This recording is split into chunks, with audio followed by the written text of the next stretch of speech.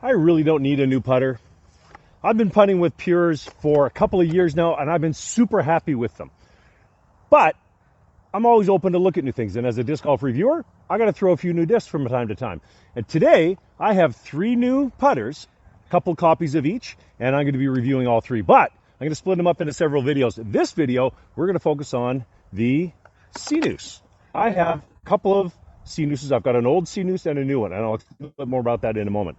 The other videos I'm going to be filming today and posting later are a review of the Ricky Wysocki prototype putter and the review of the Latitude 64 Peak. But we're not worried about those right now. We're just going to throw the Sinus. And let's start. I've got myself set up at 15, 20, and 25 feet. Let's start at 15 because that's easier. And we're just going to throw some putts. Whew. Nice.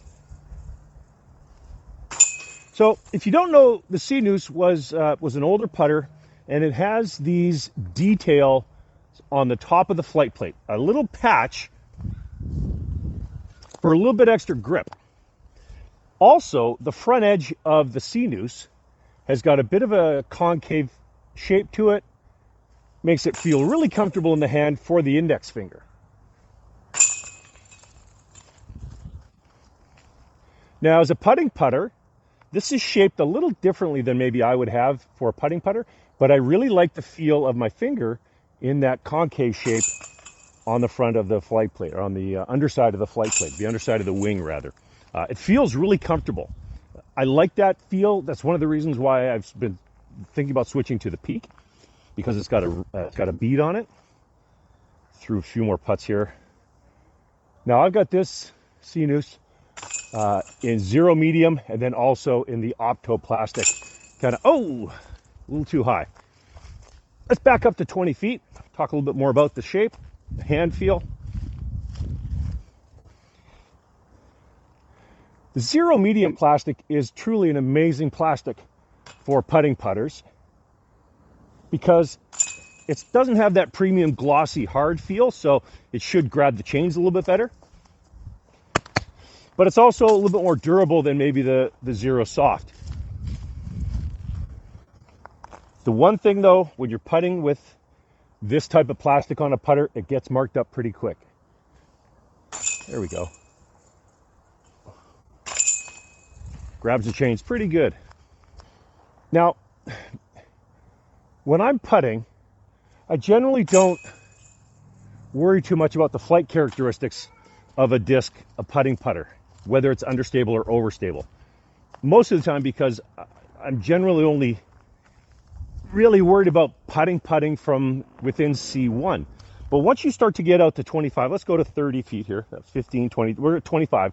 Once you're out at 25 feet, then the stability of the disc starts to become a factor. So something that's quite a bit more overstable is going to hyzer out a lot sooner. Have to change your line. The numbers on the Sinus are 2202, so in theory it should be fairly overstable. We'll find that out when we get out to the field and make some throws.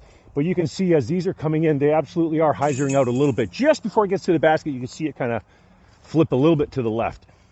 So I'm just at 25 feet here, which is again kind of the limit for me comfortably.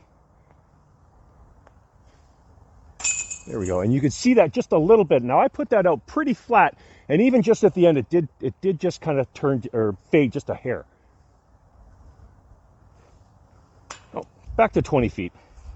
So all in all, from a putting perspective, I really do like the feel of this, mostly because of the feel of that rim, that detail on the rim.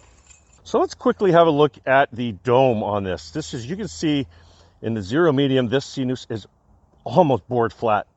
You got a bit of a shoulder there, but it is pretty flat. The Opto version, on the other hand, quite domey. You can see there's quite a bit of dome on that. So as far as a putting putter goes, I'm looking at the old Sinus, and this detail of the texture on the top of the flight plate is kind of interesting. My thumb wants to go to it, so I'm not sure that it's making a huge difference, aside from just the feeling that it is fairly comfortable. And I think what my thumb naturally wants to do when it gets onto that patch is it wants to find the patch. So it prevents me from letting my thumb drift all the way to the edge. All right, that's enough putts. Let's get out in the field and give these a couple of throws and check if it really is as overstable as the numbers suggest. So I set myself up about 210 feet from the basket here at hole 13 at Dry Creek Disc Golf Course. You can see it way down there in front of those logs. That should give me a chance to put a bit of a turn on it, see if we can get these to show us their flight characteristics. Now, obviously, the Sinus is two different molds. You can only get the new mold unless you find this. Now, I actually found this in the bin at Tombstone Discs in Nanaimo, and I was pretty happy to find it. As soon as I saw it, I was like, yoink, I grabbed that, because I just wanted to have one, and I wanted to see how it flew. Let's see if they've made any differences, because the flight numbers on these are both the same, 2202. Let's see if they actually fly differently, though.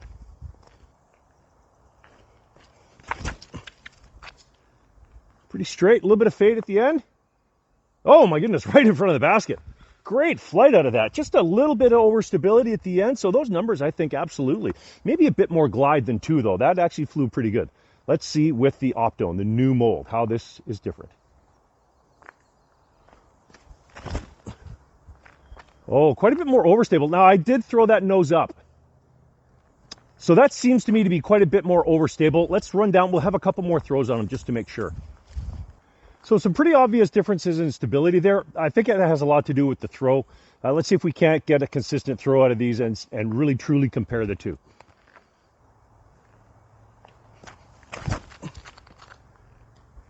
Push, push, push. See, that thing held the line beautifully. It pushed, pushed, pushed. It stayed on that hyzer, but it didn't dump out.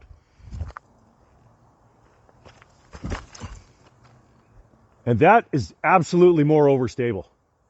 Again, the throw was slightly different, but you could see how that wanted to dump out after getting onto that hyzer line. Next, let's put them on a bit of an Anhyzer and see how they differ when you give them a little bit of shape.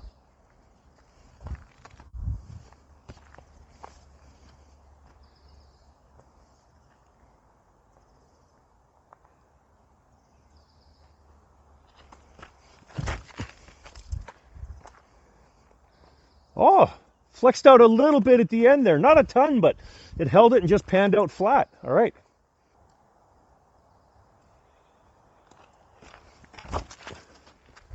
Oh, yeah, look at that fight out. I mean, I put a ton of Anhyzer on that, and that fought out a lot. There's no doubt in my mind that those two are wildly different. The numbers should probably be a little bit more glide. I'd give them a 3 or maybe even a 4 glide, because those both were quite glidey. And then the new Sinus, for sure, it's an 03. I don't think it's an 02 at all. Maybe that's just my arm, though. All right, let's go down and pick them up, and we'll wrap up. Sinus. I got to say, both of these putters really impressed me. Probably for different reasons, though. I think that the difference between the two is substantial. They're clearly not the same numbers, and if they are, they're not the numbers that are printed on them. This Domi optoplastic, and let me know in the comments if you think that the optoplastic in general is quite a bit more Domi, quite a bit more glidey, but it had a ton of glide.